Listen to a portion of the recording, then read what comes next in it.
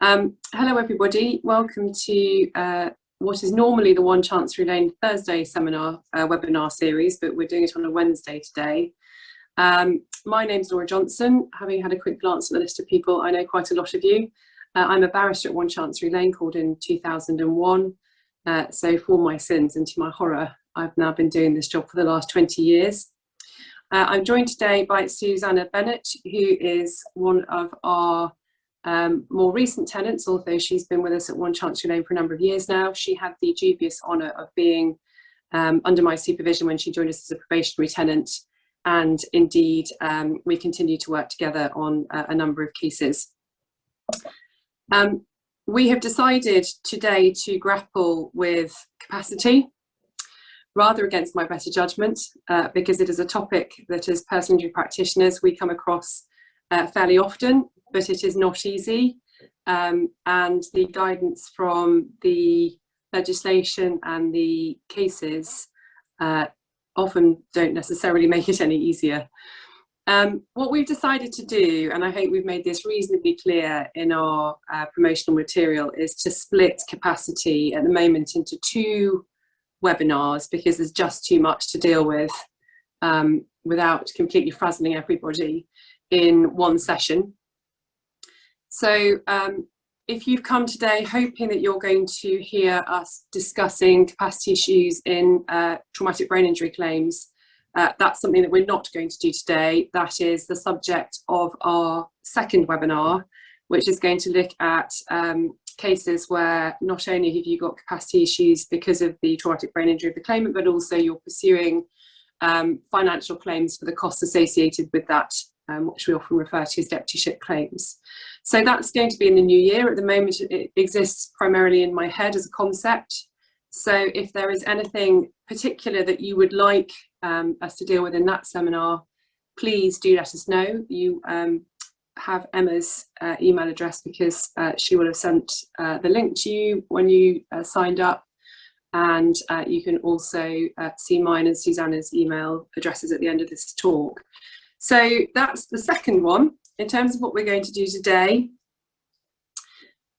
Susanna is going to start by introducing the legislation, and she's going to talk you through the fundamentals of the Mental Capacity Act, the test, the civil procedure rules, and some of the sort of fundamental key cases. For my sins, I then pick up what I would like to call the knotty issues that crop up in practice that quite frequently we don't know the answers to.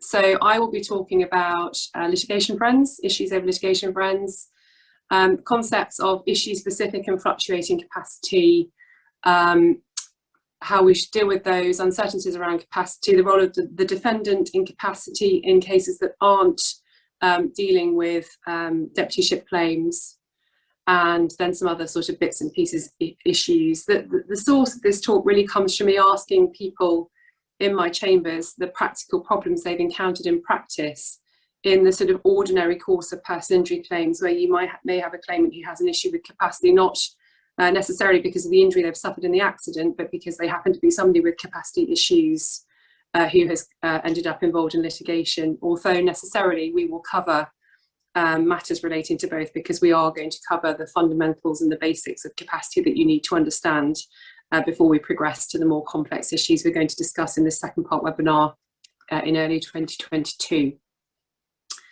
I think that was everything that I had to say, Susanna, wasn't it, at the beginning, before I hand over to you? But you can remind me if it isn't. Oh no, it's not everything I have to say. Right. We would love to hear from you in the course of this webinar. You can't speak to us because it would be chaos, but what you can do is you can message us. There are two ways of doing it.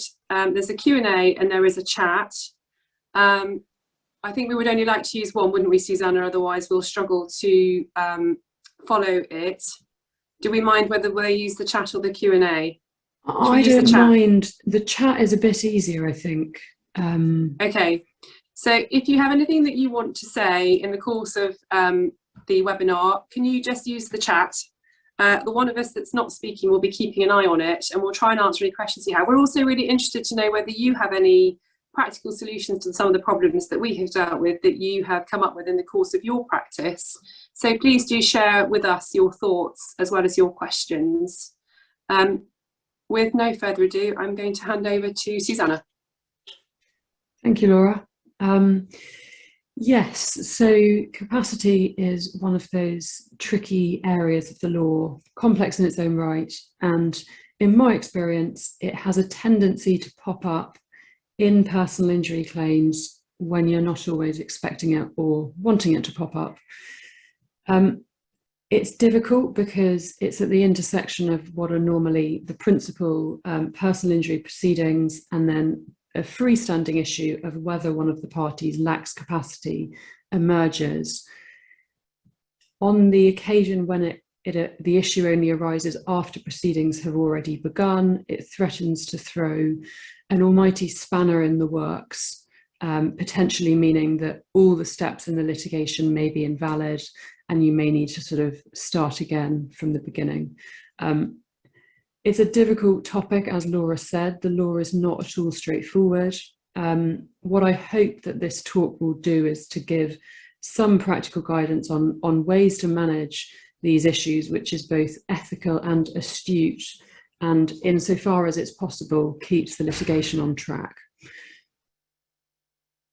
Now, I'm going to deal with the legal framework, as Laura said. There we go. Starting with the legal framework, the Mental Capacity Act 2005 is the starting point. It's an important piece of legislation for a lot of different reasons. One is that it established a new court of protection. It also brought in new terminology, phasing out slightly outdated terms like patient, replacing them with protected party.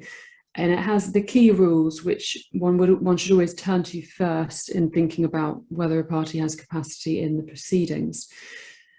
They may be very familiar to you if you deal with these sorts of issues on a very regular basis.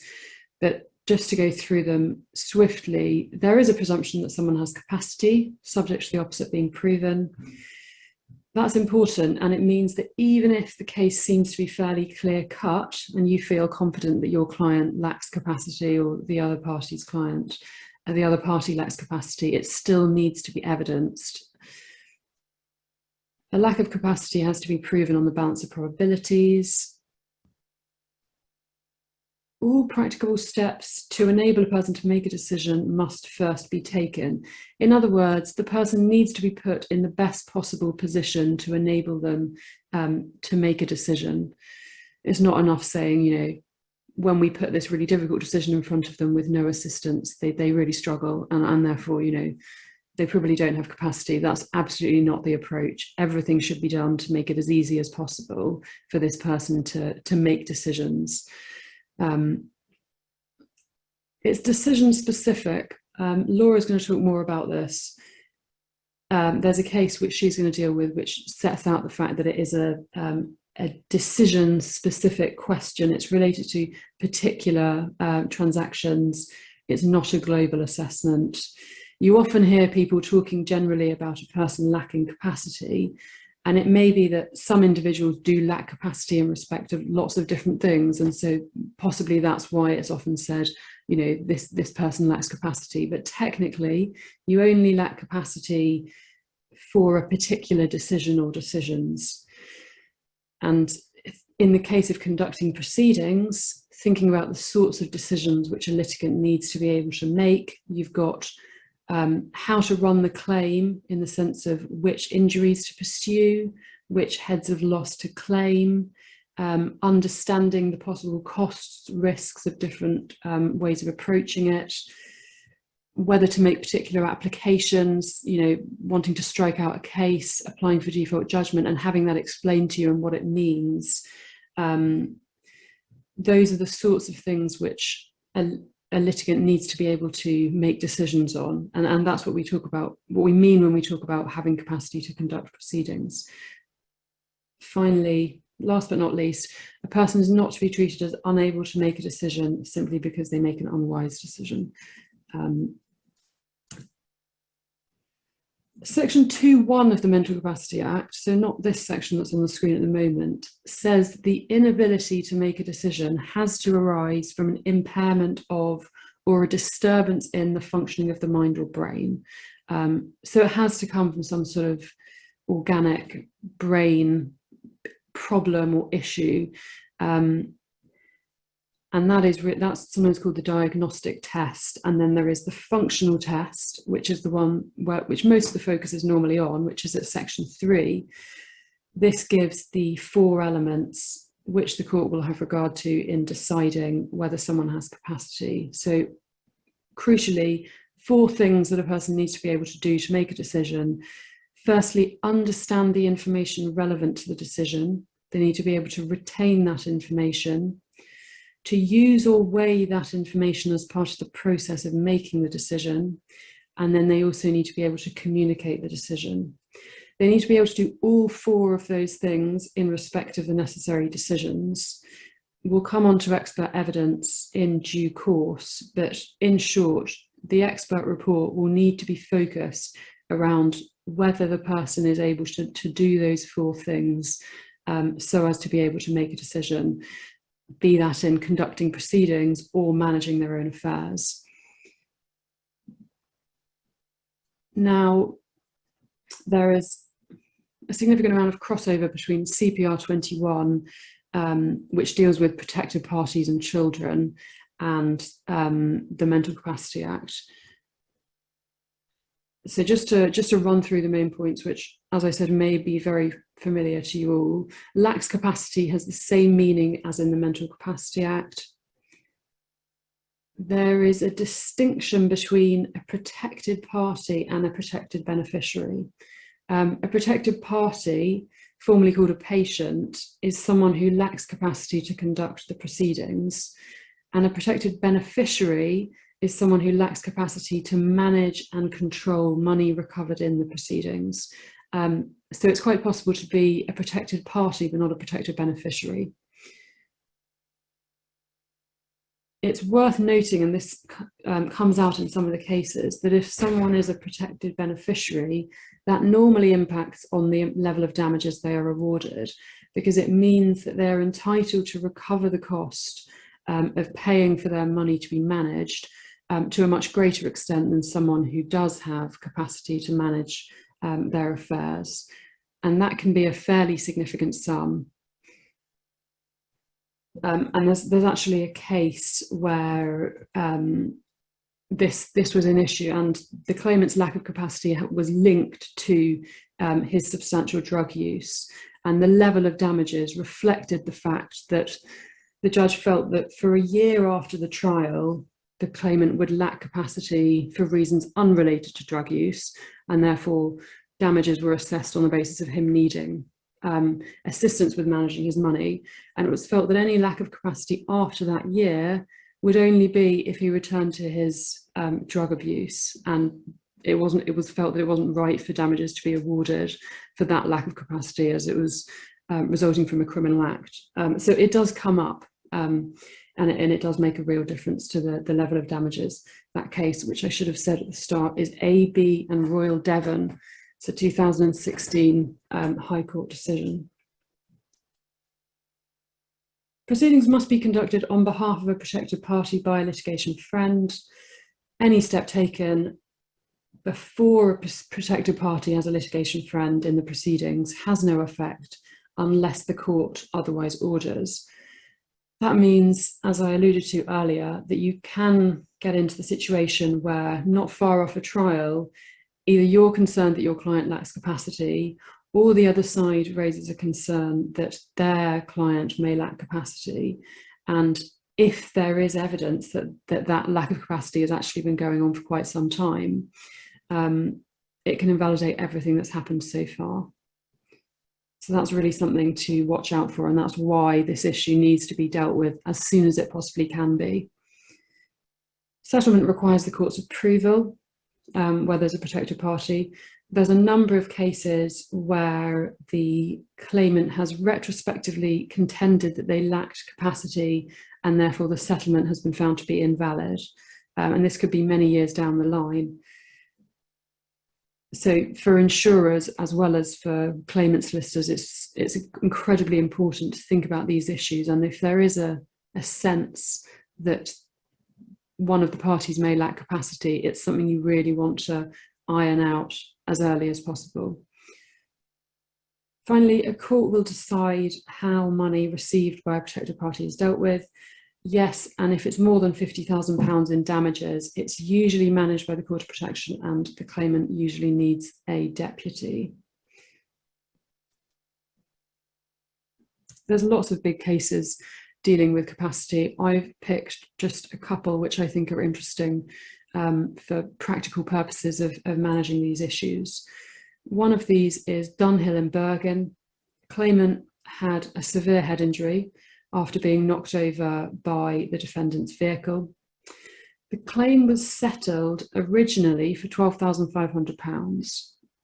It was a liability denied case, but it was nonetheless accepted that £12,500 was a gross undervaluation of the claimant's claim.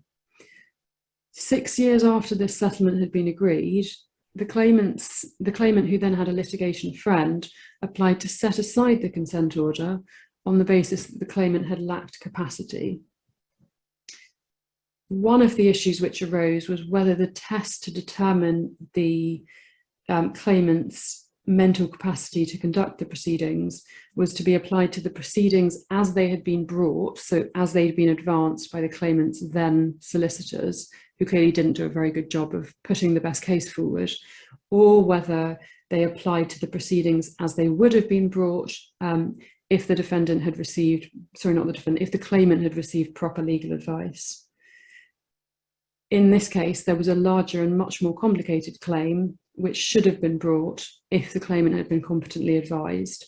And the Court of Appeal and then the Supreme Court confirmed that the proper test was whether the party could conduct the claim which they actually had, rather than the claim as formulated by solicitors who on this occasion didn't do a very good job. And I think that's really a very sensible decision. It would be concerning if a claimant didn't, if the claimant's lack of capacity was evaluated in terms of the limited way in which a claim had been put forward by solicitors who hadn't advanced it as well as they possibly could. So in this case, the settlement was set aside, the claimant lacked capacity, and they had to really go back to square one. And I think I've just put the ratio of that on the screen. As soon as a concern arises that your client lacks capacity, you should be thinking about first resolving the question of whether they lack capacity. So do some research, get an expert report. It's not something, when you've just got a concern, it's not something you want to communicate with the other parties at this point. So first, do some research. If you conclude that he or she does in fact lack capacity, then you need to think about what evidence you should present to the court and what evidence you should present to the other side to evidence that lack of capacity. Much less commonly, yeah, I think that's right. Much less commonly, you have the situation where neither the claimant nor the defendant are positively asserting that capacity is lacking, and the court has its own concerns, and both parties are content that the claimant probably doesn't lack capacity, but nonetheless there is an issue. And in that case, a court will interrogate the evidence very carefully.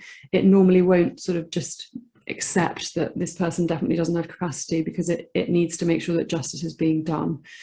So there was a case called Saule and Nouvet in 2007, where just exactly that happened. There was no advocacy on the point, but the court nonetheless was very careful to decide, I think in this case, that the claimant did have capacity, but just in case.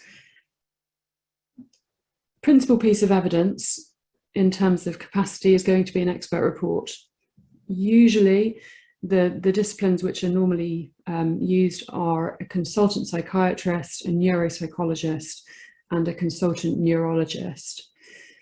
The report needs to cover two main elements. firstly, the diagnostic test. What is the impairment or disturbance of the functioning of the mind or brain? That's normally the easy part, as in it's, well, not always, but it's sometimes fairly clear-cut that there's a basic organic problem or reason behind the difficulties the claimant has. Secondly, the functional test, and this is the four points that a claimant needs to be able to do to make a decision, as set out as Section 3 of the Mental Capacity Act. And the expert needs to focus very carefully on the sorts of decisions which the claimant would need to make in the course of proceedings. And it might be worth explaining that to the expert and making sure they properly understand, and whether a claimant would be able to make those decisions as appropriate in the course of proceedings. Or in the case of capacity to manage their affairs, the sorts of decisions you need to make to manage a large sum of money and know when to ask for advice. The report also should cover any practical steps that can be taken to assist the claimant to take decisions, because a judge is going to want to be sure that it's been assessed on the basis of the claimant being helped as much as possible to make their own decisions, rather than just saying, let's say they don't have capacity because, you know, it looks like they struggle. So an expert needs to say, I've thought about these different possibilities and I don't think they're going to help, or I think they're going to help in a limited way, or let's try them out and then I'll, you know, come back to me and I'll do an updated report, or something like that. Another important part of the jigsaw is factual evidence. This can be from all sorts of people. It's probably most common in cases where there's a big dispute about whether a party lacks capacity, because where it's very clear cut, often the parties can agree that the individual doesn't have capacity. But in more contentious cases, you want to get as much factual evidence as possible together. And you're looking for evidence about any difficulties the claimant has in terms of their decision-making in different areas of life. So I think points you should be thinking about is, what happens if they need to move house? Are they able to make that sort of decision? Are they able to make decisions about what job they do, if they're able to hold down a job? How do they manage their money? What are their cognitive abilities like? Can they communicate with the people who know them best? And how do they do that? And the claimant's own viewpoint is also a relevant one. Of course, it's not determinative, but it's important to know how they feel about whether they're able to take these sorts of decisions. Sometimes there is a dispute. It's normally sort of crystallized around a dispute between the two parties' experts. In Ali and Catton, the claimant suffered a severe brain injury in a road traffic accident. Liability was admitted. The only issue was quantum. Between the parties, there was an issue as to the extent of the claimant's cognitive deficits and whether he in fact lacked capacity. The curious point was that he had passed a UK citizenship test, which I understand is quite a difficult test, just before the trial.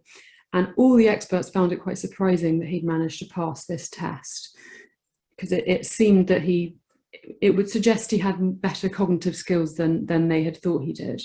Defendant's case was that the claimant was malingering and he had successfully pretended to be far more impacted by these cognitive deficits than he in fact was.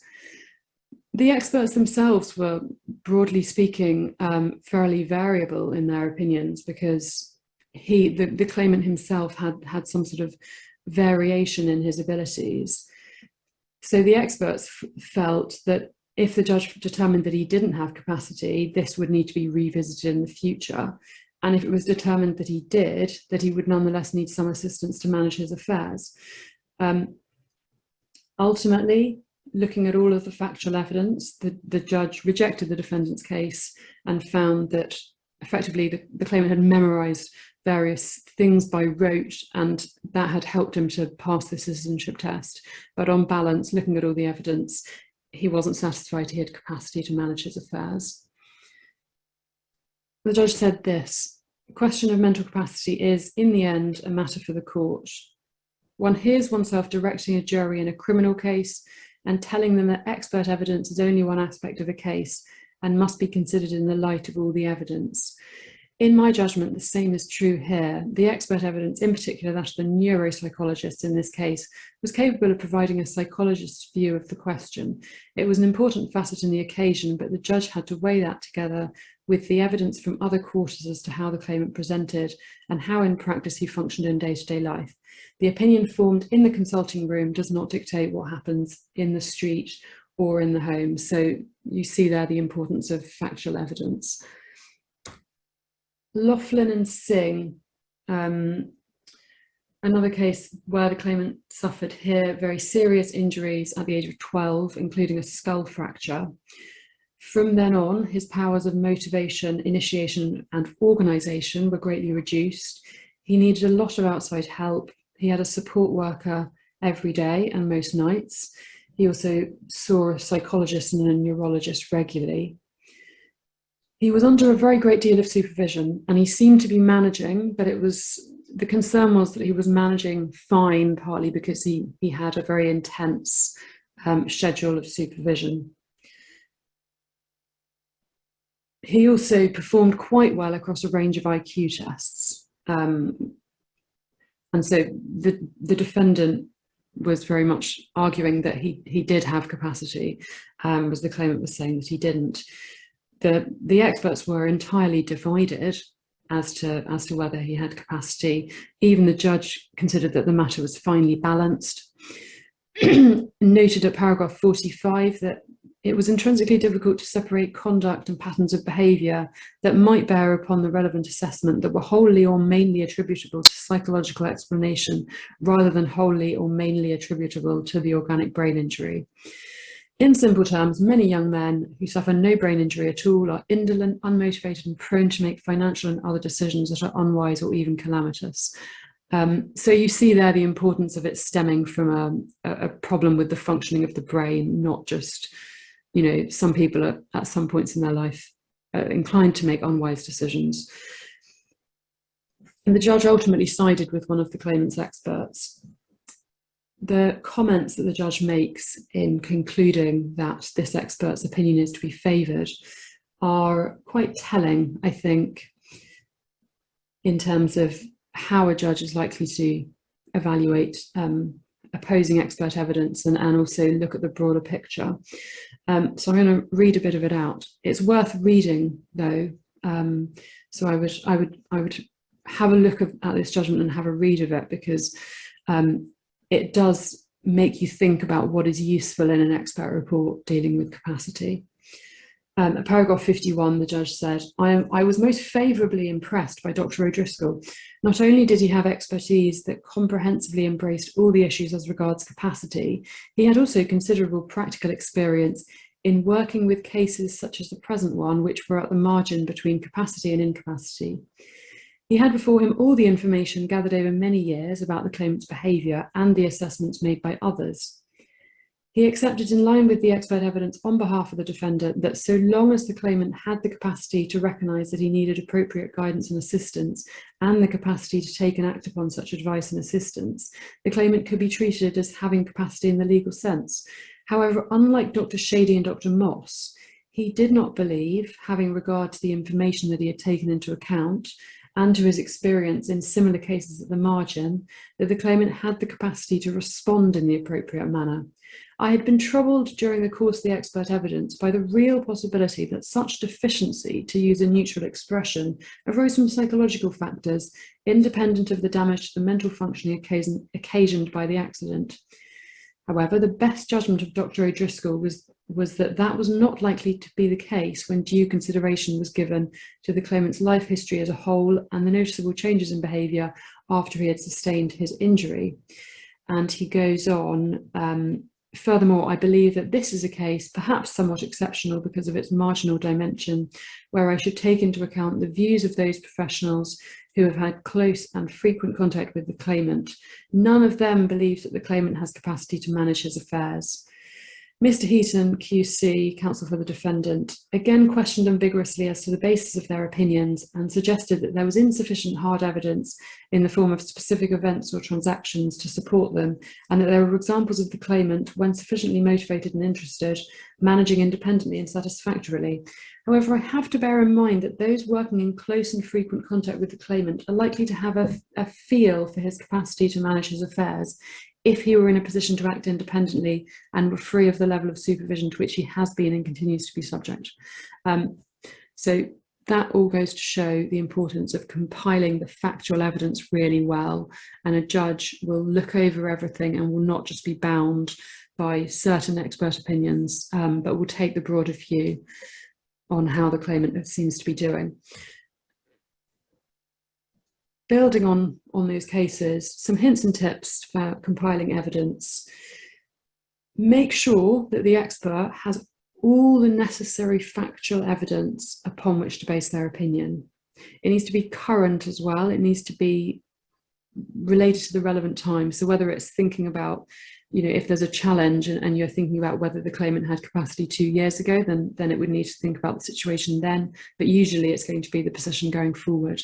And that really needs to be the focus, rather than, 5 years ago he was very unwell, and then, he probably wouldn't have, we're not too sure about now. It really needs to be focused on the relevant time. The report should avoid generic comments on capacity. It should be focused on the sorts of decisions the claimant will need to make in the proceedings. It should reveal an understanding of those sorts of decisions. And again, as I said before, factual evidence is important. So I would say, in a disputed case, evidence from the claimant, from their family, anyone who sees the claimant regularly, including treating clinicians, is all good factual evidence. The guiding point to always remember is it's the judge who makes these decisions. It's not for the expert to make the decision. The judge will be guided by the experts, but nothing more than that. The decision isn't delegated. That's my part of the talk. But before I hand back to Laura, there were just a couple of questions. We're sort of apportioning them based on what they're about. So just very briefly, I'm dealing with two questions. One is, will the views of a treating psychiatrist on capacity be useful, or will they feel inhibited/conflicted? I think they'll be useful. I don't suggest that you would use a treating clinician as the official expert. It's better to get someone who's completely independent. But when you are compiling your factual evidence, very, very good to have evidence from the treating clinician, and they will give a very realistic impression of how the claimant has changed over time or how they're doing now. The other question was, what do you do if a family refuses to proceed with a CFA-funded claim when the involvement of the Court of Protection is mentioned? Yes, that's a difficult question. Sometimes clients, are very concerned when capacity issues are raised. They don't know what it means. I think probably the best thing is just to explain exactly what it involves. It's going to be entirely evidence-based. So if the evidence is the client probably does have capacity, then nothing further will happen. But equally, if they don't have capacity, then it would be helpful to them that someone acts as a litigation friend. The involvement of the Court of Protection, depending on the case, but the involvement of the Court of Protection during proceedings, I think, is likely to be fairly limited. So there's a number of reassurances I think you can give clients. Ultimately, of course, if they get cold feet, there's a limited amount of what you can do. But I think just explaining it in simple terms and reassuring them that it's not as sort of scary or alien as it might sound is probably a good first step. That is everything from me, I think. Laura, I think are you there? I am. Can you hear me? Yes. Okay. Thank you. So, as I said, I think the report is very useful. I think it's very useful to Okay, I can't see you. Oh, now I can see you. Fine. Can you hear me, Susanna? I can hear you, yes. I have notoriously poor rural Wi-Fi, so as far as I can tell, I sound fine, but if I'm sounding like a Dalek, can somebody let me know in the chat? Susanna, could you move me on to the next slide, please? Oh, one moment.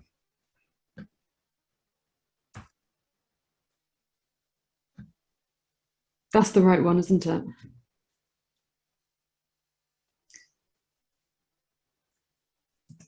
Can you hear me all right, Susanna? You froze for a moment, but I can now hear you. Right, okay, well, I'm going to assume you can hear me fine unless somebody tells me the contrary.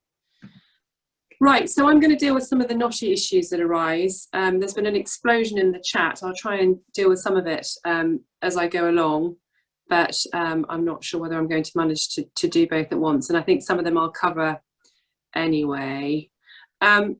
So first of all, the litigation friend. Now, I've started with this point, and I have to say there is some lack of clarity in the cases about this, but my view is that if you have proper grounds to have concerns about capacity to the point where you're need to instruct an expert to carry out an assessment, then you have a good basis to have a litigation friend, particularly if you're struggling to get a claimant who you think lacks capacity to agree to undergo that assessment. Who? Well, in personal injury proceedings, happily for the most part, this is often straightforward, and a family member is usually the first port of call. One of the difficulties that we encounter in practice, and I would be interested to know on the chat whether you have experience of this, but one of the difficulties that can arise in practice is where there is no obvious litigation friend. In higher value cases, this isn't such a difficulty, but it can be very problematic in lower value claims. And I'm afraid that the solution is really to search high and low for somebody who will agree to take on that role. I often see and hear sort of discussions of, oh, well, we'll get the official solicitor involved, kind of bandied about as though that's a straightforward thing. My experience is that getting the official solicitor involved is extraordinarily difficult, and one of the major difficulties relates to the costs of them. And their own general reluctance often to get involved in cases. So if you don't have an obvious spouse, parent, sister, brother, great trusted friend to be a litigation friend, it does present a real difficulty in lower value cases. Can I have my next slide, please, Susanna? So one of the problems that I wanted to deal with is how we approach issue-specific questions about capacity and then fluctuating capacity. So I put them together on this slide just to describe the two different scenarios I'm going to look at. And the first is one that we see quite commonly in brain injury cases, where the expert evidence suggests that an individual has capacity for some things but not others. For example, capacity to litigate but not capacity to manage finances. And then separate from that is the question of an individual who has a medically fluctuating condition where their ability to participate in and make decisions can differ from day to day, perhaps week to week, perhaps fluctuates within the day. So very separate problems, and I'm going to look at them one at a time. So first of all, let's look at this question of issue-specific capacity. I know that some of our brethren in the Court of Protection find the approach of personal injury lawyers to this and experts in personal injury proceedings sometimes a little bit baffling. But I think the approach that is adopted actually makes pretty good sense. So Susanna, can I have my next slide, please? Looking at issue-specific capacity, really, I can't recommend to you highly enough that you read the very well-known case of Mastermind Lister. It's a 2003 decision And so it's a comparatively old decision, but it remains good law and a good decision, and one that you should be familiar with. And what's recognised explicitly in Mastermind Lister is that capacity is issue specific, and a person may be capable of one kind of decision but not another. And the party, in order to decide whether or not they have capacity to cope with the litigation, the party must be able to understand the issues on which his decision is likely to be necessary, with such professional assistance as is appropriate.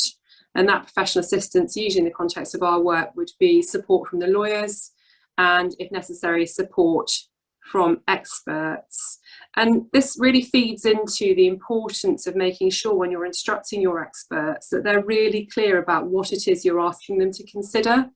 I think there can be a tendency amongst us as lawyers to assume that experts understand the assessment they're meant to be carrying out when we ask them to carry out a capacity assessment. But what they often don't have, with notable exceptions of the very experienced in the field, is an understanding of exactly what the litigation is going to ask of a person. And so you need to be making sure that the expert understands that the party has to be able to understand all of the sorts of issues that Susanna has referred to, statements of truth, questions of funding, costs, risks, and so on and so forth. But that is through the prism of the support that the individual would be provided by properly acting lawyers and, where necessary, experts. And then in Mastermind Lister, the court says that although decisions actually made would likely be important indicators of understanding, an irrational decision in itself is not proof of lack of capacity, just as a rational decision does not prove capacity. And this is the point that Susanna's made, but it's an important one, that actually people are allowed, capacitous people are allowed and do make unwise, irrational and irresponsible decisions. And the fact that somebody has done that doesn't mean that they lack capacity. And it's not an uncommon issue that we see where we might receive papers from a client that says, the claimant's not engaging, the claimant's being really difficult with me, I think they lack capacity and we need to carry out a capacity assessment. And actually, can I urge you, in cases where you're not dealing with a traumatic brain injury type case, you're dealing with your sort of common or garden person injury case about a broken wrist or whatever, to actually find a way to sit down with the claimant and talk to them, because quite often those sorts of behaviours that appear irrational may well come from a perfectly understandable place in that person's life. They might be having other problems, they might be struggling with debt, they might be dealing with issues over child custody or whatever in their personal life that explains what appears to be perfectly unusual and irrational behaviour. When the court is looking, when the assessment is being carried out about ability to understand and be involved in litigation, the advice that the individual must be grappling with should be thought of in broad terms and simple language. Next slide, please, Susanna. So this is the really famous guidance that we often turn to when we're looking at capacity assessments, that the individual has to be able to recognise a problem, receive, understand and retain relevant information, including advice, weigh the information and communicate a decision. So one of the real difficulties, I said we wouldn't talk about traumatic brain injury cases in this one, but inevitably we have to touch upon it in both talks. One of the real difficulties that I see in practice is an individual with retained intellect who is able to talk quite sensibly about what they might do if they were, to be given a certain piece of advice in the case. But actually, your concern is about their ability to weigh the information and apply it in the moment. Now, in terms of capacity to litigate, that's often much easier to manage and to enable a person to retain their capacity, because those sorts of decisions are usually ones that are taken with legal advice, with time, with somebody to explain it to the individual. And issues about weighing the information and applying it in the moment can be much more difficult when we're looking at questions of whether an individual has the ability to manage their financial affairs in the future, particularly when those financial affairs involve a large pot of money. And this is the explicit recognition of sorry, Susanna, you stay where you were. Explicit recognition of this issue-specific capacity concept arising in all sorts of cases. This is the court in Mastermind Lister. It's not difficult to envisage plaintiffs in personal injury actions with capacity to deal with all matters and take all lay client decisions related to their actions up to and including a decision whether or not to settle, but lacking capacity to decide, even with advice, how to administer a large award. In such a case, I see no justification for the assertion that the plaintiff is to be regarded as a patient from the commencement of the proceedings. So just because you have concerns that your client may not be able to manage their large pot of money that they need to use for specific purposes through their lives isn't a reason to have a litigation friend from the outset. And then capacity must be approached in a common sense way, not by reference to each step in the process of litigation, but bearing in mind the basic right of any person to manage his property and affairs for himself, a right with which no lawyer and no court should rush to interfere. Next slide, please, Susanna. But the cautionary follow-up to Mastermind Lister is the case of Bailey and Warren. And that was a case that involved whether an individual had capacity to agree to a liability split in settlement of their claim.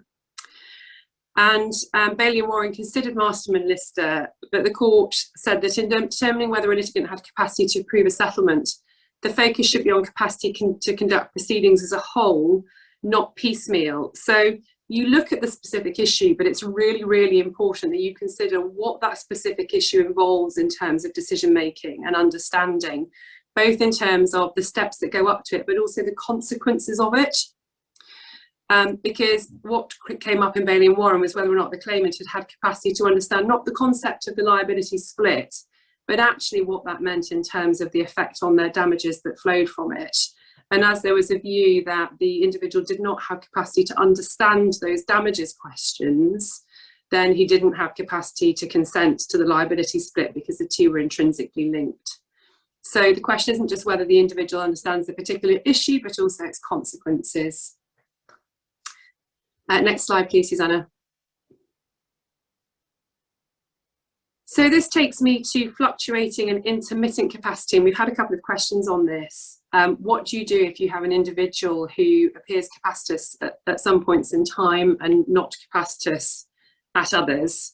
And the practical reality, which is that if you have somebody in that situation, you can't be constantly assessing their capacity on a given day in order to make the sorts of decisions that we need to make in litigation.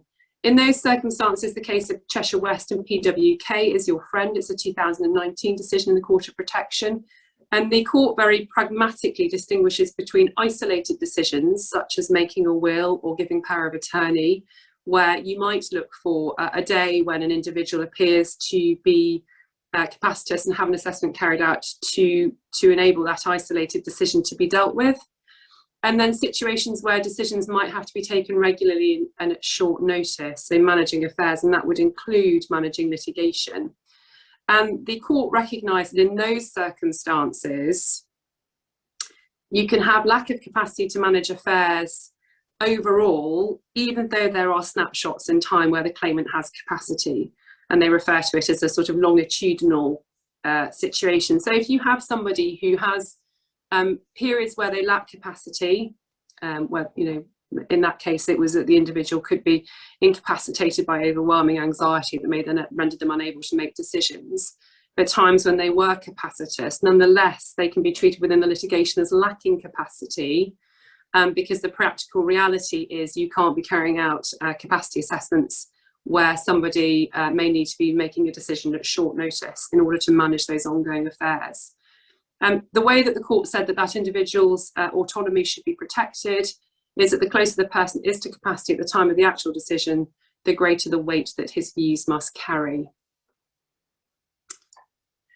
The next topic that I have touched upon is one that is pragmatic but somewhat peculiar. Can I have the next slide, please, Susanna? And that's what I've headed uncertainties around capacity. And some of you may be aware of the decision of Coles and Perfect. It's a 2013 High Court decision that came about in this context. The claimant had been injured in a powerboat accident and had not been judged as lacking capacity, but there were concerns about her capacity on both sides. What appears to have been the case is that the parties wanted to enter into an agreement to settle the case that was binding, but didn't want to have to go to the expense of a trial of her capacity in order to do that. So the defendant was concerned that the claimant might be able to renege on the settlement in the future, and the parties decided that they needed to find a mechanism to deal with this. It's a pragmatic decision in that undoubtedly it's a decision that saved costs, and one can understand why it was made, but it is somewhat unusual. Because what happened was the parties asked the court to approve the settlement, even though there had been no finding, and no finding was being requested that the claimant lacked capacity.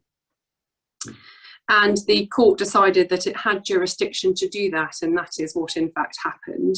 So that both parties then had a settlement that, regardless of whether the claimant was capacitous or not at the time, was final and binding. So one to be aware of. Now, I've had a number of questions, next slide please, Susanna, pop up in the chat about defendants and how they deal with situations where there is a concern about the capacity of the claimant. And I will be honest with you, I find this a really difficult issue to deal with. The questions are predominantly in the context of where, as a defendant, you're dealing with a case against a litigant in person. Now, the defendant obviously has an interest in this, because any settlement that the court that is entered into with the claimant, the defendant wants to be satisfied that the claimant has capacity to enter into it. But also, I think one has to be realistic about the reason for your concerns, and that is why you need to have a good understanding of the cases and how the courts approach capacity. Because, you know, when one is defending cases, one does deal with individuals who are difficult, awkward, apparently irrational, at times unpleasant. None of those things in themselves are evidence of a lack of capacity. So you have to really sit down and think to yourself, what is it that is giving me concerns about this individual and their ability to meet that test that I've just referred to, that's set out in Mastermind Lister, and the structure that Susanna's explained to you earlier in her talk. Just because somebody's annoying, vexatious, obsessed, awkward, they aren't in themselves reasons to give rise to concerns about capacity. What they are reasons to use the various tools within the CPR to manage those individuals. But if you do have a genuine concern, then the way to deal with it is to raise it with the court. You need to do that with a strategy in mind, because the person who asserts lack of capacity is the party that has to prove it. But you're in a strange position as a defendant, because you're actually raising it because of your concerns about your ability to deal with a binding settlement, but also as part of your duties to the court. And then real problems arise often with litigants in person about obtaining evidence, who's going to pay for it, whether the claimant will agree to do it. There are a range of orders that you can seek. Unfortunately, often one finds that county courts are a bit reluctant to make them, in terms of staying cases or requiring medical reports to be obtained before next steps are taken in cases. And the reality is often one ends up back and forward to court in these cases frequently. So it's not a step to be taken lightly, but it is one that the court has the jurisdiction to deal with. I'm running out of time, so I'm just going to go through these points quite quickly. Challenging the need for a litigation friend as a defendant is probably something you wouldn't want to do because of the desire for finality of a settlement. Challenging the suitability of a litigation friend, again, if you're thinking about doing that as a defendant, it's problematic, and you have to bear in mind the worst case scenario is the court decides that the official solicitor should come in and you're paying for it because it's your concerns that have been raised. So that's something you need to think about carefully. Can the defendant get involved in the court of protection proceedings that are going on in parallel to a case? I've given you the citation of the case of SK. It is unlikely that the court of protection would permit a defendant in personal injury proceedings to become part of the court of protection proceedings. The reasoning in SK is that the two different jurisdictions are looking at different things.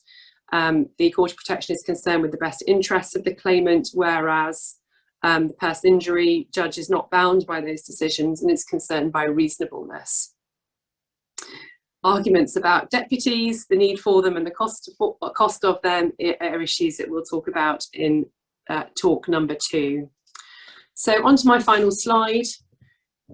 Just a couple of other capacity issues. For smaller awards where a deputy is required, a family deputy is best.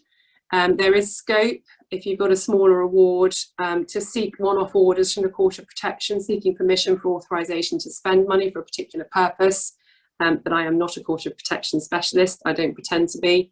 And so you'll see there I've noted that you would need advice from the Court of Protection specialist. And then I've just made mention there of the case of ACC, which you should all be aware of. I'm not going to go into it now because we're short of time and I want to look at some of these questions that have come in. Right. Elaine has asked, what are our thoughts on dealing with matters when a claimant's capacity is limited to just dealing with the claim as it triggers issues of mental health?